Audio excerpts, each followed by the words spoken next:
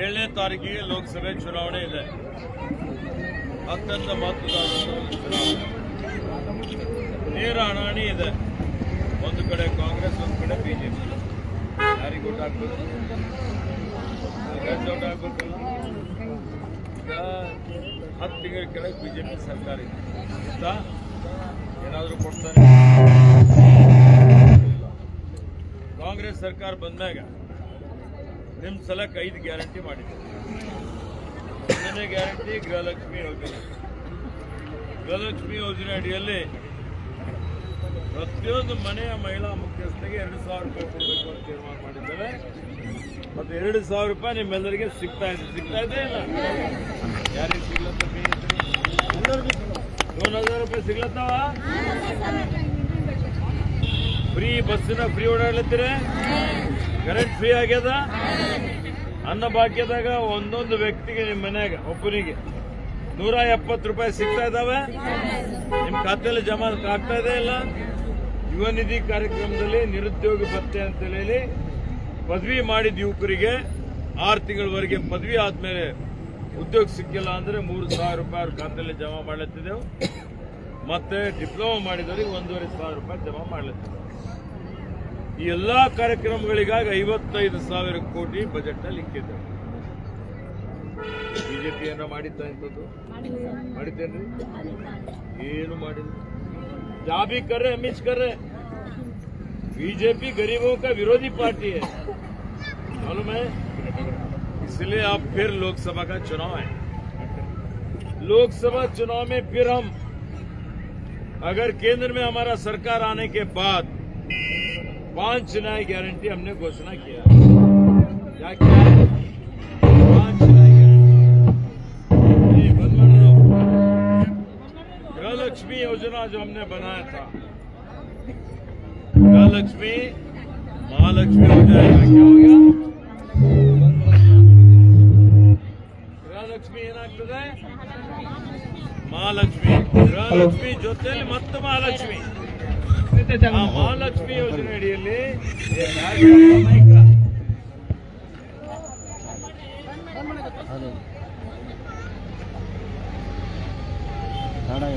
ಲೋಕಸಭೆಯಲ್ಲಿ ನಾವು ಗೆದ್ದ ಮ್ಯಾಗ, ಕಾಂಗ್ರೆಸ್ ಸರ್ಕಾರ ಮಾಡಿದ ಮ್ಯಾಗ ನಿಮಗೀಗೇನು 2,000 ಕೊಡ್ಲತ್ತೇವಲ್ಲ ತಿಂಗಳಿಗೆ? ವರ್ಷಿಗೆ ಎಷ್ಟಾಯ್ತವ? 24,000.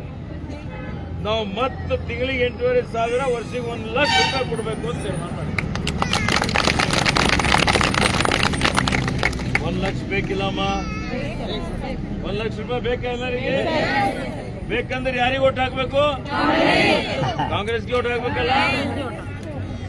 ಮತ್ತು ನಾವೇನ್ ಮಾಡಿದ್ವಿ, ಯುವಕರಿಗೆ ತರಬೇತಿ ಕೊಟ್ಟು ಅಪ್ರೆಂಟಿಸ್ಶಿಪ್ ಟ್ರೈನಿಂಗ್ ಕೊಡ್ತೀವಿ ಅಂತ ಹೇಳಿ ಅವ್ರಿಗೆ 1,00,000 ರೂಪಾಯಿ ಘೋಷಣೆ ಮಾಡಿದ್ದೇವೆ. ರೈತರ ಸಾಲ ಮನ್ನಾ ಮಾಡ್ತೀವಿ ಅಂತ ಹೇಳಿದ್ದೇವೆ. ರೈತರು ಬೆಳೆದಂತ ಬೆಳೆಗಳಿಗೆ ಇವತ್ತು ಕನಿಷ್ಠ ಬೆಂಬಲ ಬೆಲೆ ಘೋಷಣೆ ಮಾಡಲಿಕ್ಕೆ ಕಾಯ್ದೆ ಮಾಡ್ತೀವಿ ಅಂತ ಹೇಳಿದ್ದೇವೆ. ಹೀಗೆ ಇವತ್ತು ಜಾತಿ ಗಣತಿ ಮಾಡಿ ಸಾಮಾಜಿಕ ನ್ಯಾಯ ಕೊಡ್ತೀವಿ ಅಂತ ಹೇಳಿದ್ದೇವೆ. ಪಂಚ ನ್ಯಾಯ ಉದ್ಯೋಗ ಖಾತ್ರಿ ಯಾರು ಮಾಡ್ತಾರೆ ಕನಿಷ್ಠ ಅವರಿಗೆ ದಿನ 400 ರೂಪಾಯಿ ಕೊಡ್ತೀವಿ ಅಂತ ಘೋಷಣೆ ಮಾಡ್ತೀವಿ. 5 ಗ್ಯಾರಂಟಿ. ರಾಜ್ಯದ 5, ಕೇಂದ್ರದ 5. ಆ 5 ಗ್ಯಾರಂಟಿ ಯಾವಾಗ ಬರ್ತಾವ? ಸಾಗರ್ ಕಂಡ್ರೆ MP ಆದ್ರ ಸರ್ಕಾರ ಬಂದಿದೆ. ಸಾಗರ್ ಕಂಡ್ರೆ ನೀವೆಲ್ಲ 10 ವರ್ಷದಿಂದ ಬೀದರ್ ಜಿಲ್ಲೆ ಜನ ಭಗವಂತ ತುಂಬ ಓಟ್ ಕೊಟ್ಟಿವಿ. ಕೊಟ್ಟಾರ ಆಯ್ತಾ? ಏನ್ ಮಾಡ್ಯಾರ ಅವರು? ಏನೋ ಮಾಡ್ಯಾರ? ಬರೀ ಅಲ್ಲಿ ನೋಡಿರಂತಾರ ಸಬ್ ಬೋಲೈತೆ. ನೀವೆಲ್ಲ ಬಂದಿರಿ, ನಂದೇನು ಇದ್ದಿಲ್ಲ. ಆದ್ರೂ ನೀವು ಬಂದ ಟೆಂಪಲ್ ಅದು ಇದು ಹೇಳಿದ ನಾ ಮಾಡ್ಕೊಟ್ಟಿನಿ. ಮಾಡಿನೇ ಮಾಡಿಲ್ಲ? ನೀವೆಲ್ಲ ಬಂದಿರಲ್ಲ ನಮ್ಮಲ್ಲಿ. ನಂದೇನು ಕ್ಷೇತ್ರ ಇದ್ದಿಲ್ಲ. ಇದು ಏನವ ನನ್ನ ಹತ್ರ ಬಂದಿರೆಲ್ಲರೂ ಬಂದ ನಿಮ್ ಕೆಲಸ ಮಾಡಿನೇ ಇಲ್ಲ. ಯಾರು ನಿಮ್ ಕೆಲಸ ಮಾಡ್ತಾರ, ಯಾರು ನಿಮ್ ಸೇವೆ ಮಾಡ್ತಾರ, ಸೇವೆ ಮಾಡೋರಿಗೆ ಓಟ್ ಹಾಕ್ಬೇಕು, ಏನು ಮಾಡೋದ್ರಲ್ಲಿ ಓಟ್ ಹಾಕ್ಬೇಕು. ಅವ ಏನು ಮಾಡಿದ ಕ್ಷಿಮಾರಿ ಹಾಕಿ ಏನ್ ಮಾಡ್ತೀರಿ? ಓಟ್ ಓಟ್ ಕೇಳಕ್ ಬಂದ್ರೆ ನೀ ಏನ್ ಮುಖ ತಗೊಂಡು ಓಟ್ ಕೇಳಕ್ ಬಂದಿದ್ಯಪ್ಪ ಅಂತ ಕೇಳ್ಬೇಕಲ್ಲ. ನಿಮ್ದು 11,000 ಕೊಟ್ಟದ್ ನೀವು, ಮುಂದ್ 8,500 ರೂಪಾಯಿ ಕೊಡ್ತೀವಿ, ತಿಂಗಳಿಗೆ 10,500 ರೂಪಾಯಿ ಸಿಗ್ತಾವ. ಮತ್ತ ಬಂದ್ರೆ ಕೇಳ್ತಾರ ಇಲ್ಲ,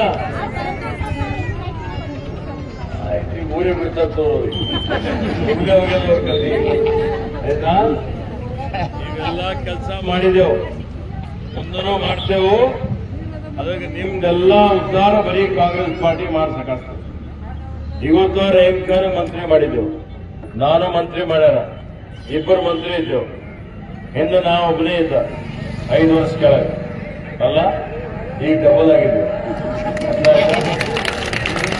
ಅದಕ್ಕೀಗ ನಾನು ಉಸ್ತುವಾರಿ ಇದ್ದೀನಿ, ಹಿಂದೆ ನಾನು ಇದ್ದಿದ್ದ ಮಂತ್ರಿ ರೇಮ್ಕರ್ ಆಗಿದ್ದೆ. ಅದಕ್ಕೆ ನಿಮ್ದೆಲ್ಲ ಸೇವೆ ಮಾಡಲಿದ್ದೆವು. ಸಾಗರ್ ಕಂಡ್ರೆ ಅವ ಕಾನೂನು ಪದವೀಧರ ವಕೀಲ, ಅವ ಯುವ ಶಕ್ತಿ ಅಣುಶಕ್ತಿ ಇದ್ದ ಹಾಗೆ. ಯುವಕರಿಗೆ ಮಾಡಿದ್ರೆ ಹೊಸ ಆಲೋಚನೆ ಬರ್ತವೆ, ಹೊಸ ದೂರದರ್ಶಿತ್ವ ಇರ್ತದೆ, ಹೊಸ ಯೋಜನೆಗಳು ತರ್ತಾರೆ. ಅವರು ಬಹಳ ಕ್ರಿಯಾಶೀಲಾಗಿ ಚುರುಕಾಗಿ ಓಡಾಡ್ತಾರ. ಅದಕ್ಕೆ ನಮ್ಮ ಪಾರ್ಟಿ ಹೈಕಮಾಂಡ್ದವರೆಲ್ಲ ಸಾಗರ್ ಕಂಡ್ರೆ ಇಟ್ಕೊಟ್ಟಾರ.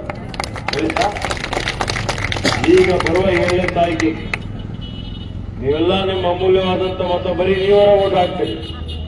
ನಿಮ್ ನೆಂಟರು ಹಾಕ್ಸ್ಬೇಕು, ನಿಮ್ ಮನೆಯವ್ರದ್ದು ಹಾಕ್ಸ್ಬೇಕು, ನಿಮ್ ಮಕ್ಕಳದ್ದು ಹಾಕ್ಸ್ಬೇಕು, ನಿಮ್ ಮನೆ ಸುತ್ತಮುತ್ತ ಆಜು ಬಾಜು ಇದ್ದವ್ರದ್ದು ಹಾಕ್ಸ್ಬೇಕು.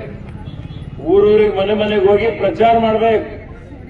ನಿಮ್ಗೆಲ್ಲ ಇದು ಕಾಂಗ್ರೆಸ್ ಬರೋದ್ರಿಂದ ನಿಮಗೆ ಬಡವರಿಗೆ ಸಹಾಯ ಆಗ್ತದೆ ಅಂತ ಹೇಳಿ ಇದೆಲ್ಲ ಮಾಡಿದ್ರಿ ಅಂದ್ರೆ ಸಾಗರ್ ಕಂಡ್ರೆ ಗೆಲ್ತಾರೆ.